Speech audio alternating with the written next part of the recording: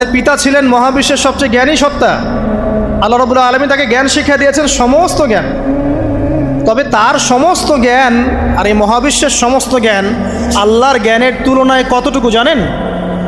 একটা সমুদ্রের মধ্য থেকে এক ফোঁটা পানি উঠালে যেমন হয়, পুরো মহাবিশ্বের জ্ঞান আল্লাহর জ্ঞানের সামনে এতটুকু।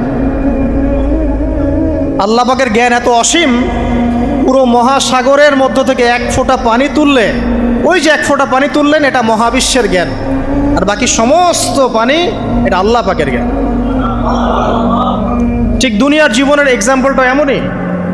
একটা সাগরের মধ্যে আঙ্গুল ডুবালে, আঙ্গুল উঠালে যতটুকু পানি আঙ্গুলে বেঁধে থাকে, এটা দুনিয়া। আর পুরো মহাসাগরটাই হচ্ছে কি? আখিরাত। নবীজি বলছেন সাল্লাল্লাহু আলাইহি ওয়াসাল্লাম, একটা মৃত গাধাকে দেখে বলছেন, সাহাবীরা তোমরা কি কেউ এই গাধাটাকে 1 দিরহামের বিনিময়ে কিনবে?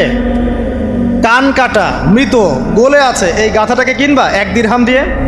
সাহাবীরা বলছেন, মাংনা দিলেও তো কিনবো না। ইয়া রাসূলুল্লাহ, যদি ফ্রিও কেউ দেয়, বিনামূল্যে দেয়, তাও তো নিব না। তখন নবী সাল্লাল্লাহু আলাইহি ওয়াসাল্লাম বলছেন, এটাই হচ্ছে আল্লাহর কাছে দুনিয়ার এক্সাম্পল। ওই মৃত গাধা তোমাদের কাছে যতটা না ইম্পর্টেন্ট, যতটুকু মূল্য রাখে, আল্লাহর কাছে এই দুনিয়া তার চেয়েও কম মূল্য রাখে। তো এই দুনিয়াতে তো সব ফয়সালা হবে না।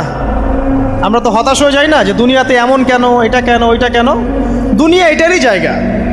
দুনিয়া সব কিছুর কনক্লুশনের জায়গা না, সব কিছুর পরিশ্রম